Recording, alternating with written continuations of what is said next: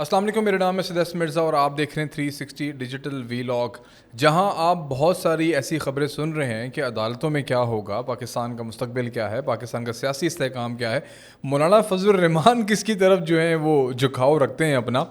वहाँ पर कुछ मईशत की ख़बरों की भी बात करना बहुत ज़रूरी है। मईशत ऐसा मामला है जो शायद डायरेक्टली आपको या मुझे इम्पैक्ट करता है। ये जो बाकी मामला आते हैं शायद आपकी रोज़मर्रा की ज़िंदगियों में उसका इतना ज़्यादा इम्पैक्ट नहीं होता, तो मईशत के ऊपर भी कुछ बात करना बहुत ज़रूरी है। और ये वीलॉग आप लोगों के लिए बड़ा अहमियत का हामिल है। अगर कोई भी आप प्लानिंग कर रहे हैं पाकिस्तान में रहने की या पाकिस्तान से बाहर जाने की या किसी किस्म की कोई इन्वेस्टमेंट करने की, तो ये वीलॉग जो है बेसिकली आपके लिए बड़ा अहमियत का हामिल है। इसको देखना बहुत ज़रूरी है आपके लिए। बहुत सारी अच्छी खबरें आ रही हैं, जिस तरह आपको पता है कि $7 बिलियन का जो एक IMF प्रोग्राम था उसके ऊपर जो है मंजूरी 25 सितंबर को जो है वो होने जा रही है। IMF का जो प्रोग्राम होता है वो सिर्फ $7 बिलियन नहीं होते, सिर्फ इतना ही इसका ताल्लुक नहीं होता। बेसिकली इसके साथ साथ बहुत सारी चीज़ें जुड़ी हैं। IMF बेसिकली वो इंडोर्स करती है, बहुत दफ़ा हम अपने प्रोग्राम के अंदर बात कर चुके हैं कि पाकिस्तान की जो इकॉनमी है वो स्टेबल हो चुकी है, ट्रैक पर आ चुकी है। अब जितने भी दुनिया भर के अंदर इन्वेस्टर्स हैं वो पाकिस्तान में अपना पैसा लेके जा सकते हैं, क्योंकि पैसा उनका जो है वो महफूज रहेगा, क्योंकि इकॉनमी को किसी किस्म का कोई लॉन्ग टर्म जो है वो ख़तरा नहीं है। साथ साथ मैं आपको बताता चलूँ जो बड़ी अहमियत का हामिल है, जो मेरे लिए बड़ी खुशी का सबब है, मैं हमेशा इसको फॉलो करता रहता हूँ। जो स्टैंडर्ड एंड पुअर्स हैं उन्होंने जो आउटलुक है पाकिस्तान का वो पॉजिटिव कर दिया है। ये नेगेटिव था पिछले 2-2.5 सालों से। एंड जो फिच रेटिंग्स हैं, ये आपके जो मूडीज़ की जो रेटिंग्स हैं, ये दोनों जो हैं आपकी नेगेटिव में थी, ये दोनों पॉजिटिव में चली गई हैं। इनफैक्ट बहुत सारी ऐसे मामलात हैं पाकिस्तान की, आप कह सकते हैं कि मईशत को लेके कि हम कह सकते हैं कि हम बेहतरी की तरफ जो है वो चल पड़े हैं। ये तमाम तर इंडिकेटर्स पॉजिटिव में कन्वर्ट हो चुके हैं। CCC जो रेटिंग है वो भी हमें मिल चुकी है। साथ साथ आप देख सकते हैं कि रेमिटेंसेस के अंदर बड़ा इजाफा हुआ है। अभी अब कहा यही जा रहा है कि रेमिटेंसेस जो हैं वो ऑलमोस्ट उसके अंदर वो हाईएस्ट $34 बिलियन जो है उसको हम टच करते हुए नज़र आ रहे हैं। एक्सपोर्ट्स तकरीबन $38 बिलियन पे चली गई हैं। रेमिटेंसेस और एक्सपोर्ट को मिलाएं तकरीबन $64 बिलियन, 63-64 बिलियन का ये बनता है प्रोग्राम सारा। तो ये ऐसी चीज़ें हैं। देखिए पाकिस्तान कोई 2021 में हमारे खान साहब के दौर के अंदर ही, आई थिंक 2020-2021 के अंदर जब कोविड आया था, तो पहली मरतबा पाकिस्तान की ज़िंदगी में जो है ना पाकिस्तान की GDP ग्रोथ जो है वो माइनस में गई थी, -1.38 के अंदर गई थी। लेकिन अभी जो आपको मैं चीज़ें बताने जा रहा हूँ वो मैं रिलेट कर रहा हूँ पिछली गवर्नमेंट से। 2012 में हमारी जो GDP थी वो 3.0% पे थी, लेकिन 2016 में ही 6.2% पे GDP गई। अभी बहुत सारे लोग ये सवाल कर रहे हैं कि अभी 2.5% पे GDP है, तो कैसे अगले साल जो है वो 5% पे या 4% पे जा सकती है। तो ये पाकिस्तान पहले कर चुका है। जो पेस होती है इकॉनमी की उसको ज़्यादा मेंशन किया जाता है, उसको ज़्यादा देखा जाता है कि पेस कैसी जा रही है आपकी, इन्वेस्टमेंट पोर्टफोलियोज़ किस तरह से मेंशन हो रहे हैं। जैसे मर्क्स जो बहुत बड़ी शिपिंग कंपनी है वो $2 बिलियन की इन्वेस्टमेंट कर रही है, और फिर जो आपके मुख्तलिफ जो ऑटोमोटिव जो सेक्टर्स हैं वो उनके प्लांट्स पाकिस्तान में वो इन्वेस्टमेंट के लिए आ रहे हैं। अरामको दुनिया की सबसे बड़ी जो ऑयल कंपनी है उसने पाकिस्तान के अंदर जो है वो अपने जो पेट्रोल पम्प्स हैं, अपनी जो कंपनी है उसने बाकायदा लॉन्च करने का उसने ऐलान कर दिया इसी साल के आखिर के अंदर। तो इसका देखे देखी, क्योंकि पाकिस्तान में पोटेंशियल बहुत है, पाकिस्तान के पास आबादी बहुत है। हम तो पहले ही कहते हैं कि इतनी आबादी अगर आधी भी मुल्क से बाहर चली जाए तो फिर भी इस मुल्क में 12-15 करोड़ आवाम रह जाएगी।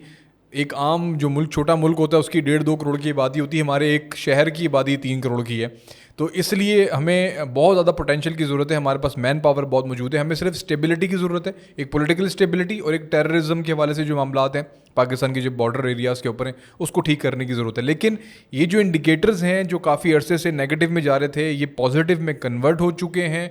अभी आपके एशियन डेवलपमेंट बैंक ने भी आपको $32 करोड़ की जो है वो एक किस्त है वो जारी कर दी है। चीज़ें अब पॉजिटिव वे में चल पड़ी हैं। आप देखें कि इन्फ्लेशन किस तरह से नीचे आ रहा है। 300 प्लस के ऊपर पेट्रोल था, पेट्रोल तकरीबन 240 प्लस पे आ गया इस वक्त।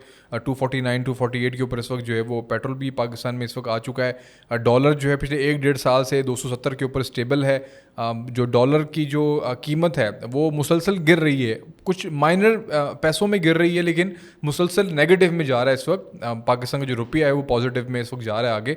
लेकिन जो पहले एक अनसर्टेनिटी थी कि 330 का डॉलर हो जाता था, फिर 300 का, फिर 350 का, तो ये जो फ्लक्चुएशन थी एक दिन के अंदर 10-10 रुपये बढ़ना, ये चीज़ें पिछले 1-1.5 साल से रुक गई हैं। मतलब स्टेबिलिटी इस मुल्क के अंदर आ गई और इसी की ही जो है सबसे ज़्यादा ज़रूरत थी। चीज़ें बहुत ज़्यादा होना भी ज़रूरी है। मेन चीज़ महंगाई है। महंगाई सीपीआई इंडेक्स जो है, कंज्यूमर प्राइस इंडेक्स जो है, वो तकरीबन 42% पे पाकिस्तान ने हिट कर चुका था। पाकिस्तान जो एक अर्जेंटीना की सूरत हाल थी, जहाँ पे अर्जेंटीना की इकॉनमी कोलैप्स हो गई थी, वो 9.4% पे पाकिस्तान पे इस वक्त आ चुका है। तो चीज़ों में कमी आ रही है। मैं पर्सनल अपना एक्सपीरियंस बताऊं कि जहाँ आप 500 का नोट मार्केट में लेके जाते थे तो आप 2-3 फ्रूट ही ख़रीद पाते थे। अगर आपने 300-350 का अगर आपने सेब ले लिया, तो आपने 200-250 के केले ले लिए, तो 500 में सिर्फ ये 2 चीज़ें आती थी। तो इत्तेफाक की बात है, 2 दिन पहले मैं 500 रुपये मार्केट में लेके गया हूँ, तो उसमें मैं प्याज भी लेकर आया हूँ, उसमें टमाटर भी लेकर आया हूँ, मैं उसमें एक सब्ज़ी भी लेकर आया हूँ, उसमें मैं सेब भी लेकर आया हूँ, उसमें मैं केले भी लेकर आया हूँ। क्योंकि 130 रुपये दर्जन केले मिल गए थे और 200 रुपये जो है वो किलो सेब मिल गए थे, जो 350 रुपये थे। और अच्छा सेब था, ये नहीं कि कोई गला सड़ा सेब, अच्छा सेब मिल गया। बाकी प्याज 120 रुपये मिल गए, टमाटर मिल गया तकरीबन 80 रुपये का आधा किलो मिल गया। तो ये चीज़ें ऐसी हैं जो हमें बेहतरी की तरफ होती हुई नज़र आ रही हैं। अभी भी मुश्किलात हैं, मैं फिर कहूँगा कि मुश्किलात अभी ख़त्म नहीं हुई, लेकिन अगर हम किसी बेहतरी की तरफ चल पड़ें, मैं हमेशा ये बात करता हूँ कि गवर्नमेंट का जो ट्रैक है ना, उसको देखना चाहिए, ना कि हम देखें कि किस प्रेजेंट सिचुएशन के अंदर इस वक्त हम लोग गुजार रहे हैं ज़िंदगी को। अगर तो ट्रैक जो है वो नेगेटिविटी, मतलब पॉजिटिव वे में चीज़ें अच्छी हो रही हैं और नेगेटिव में प्राइसेस जा रही हैं, तो इट मीन्स कि कुछ तो है जो बेहतर हो रहा है। अभी मेरे एक अपने करीबी दोस्त से बात हुई, उसने, वो कंस्ट्रक्शन का बिज़नेस करता है, तो उसने मुझे यही बात बताई कि कंस्ट्रक्शन के बिज़नेस के अंदर भी एक बूस्ट आया है। वो यही कह रहा था कि 2 साल से हमारे हालात बहुत ख़राब थे और हमारे पास किसी किस्म का कोई काम नहीं था, लेकिन पिछले 1-2 महीने से हमारे पास प्रोजेक्ट्स भी आ रहे हैं, हमारे पास काम भी आ रहा है। इट मीन्स कि मार्केट में पैसा आना शुरू हो गया है। चीज़ें वक्त लगेगा, टाइम लगेगा, बट आई थिंक जो डायरेक्शंस हैं वो पॉजिटिव हैं, ट्रैक सेट हो चुका है, स्टेज लग चुका है।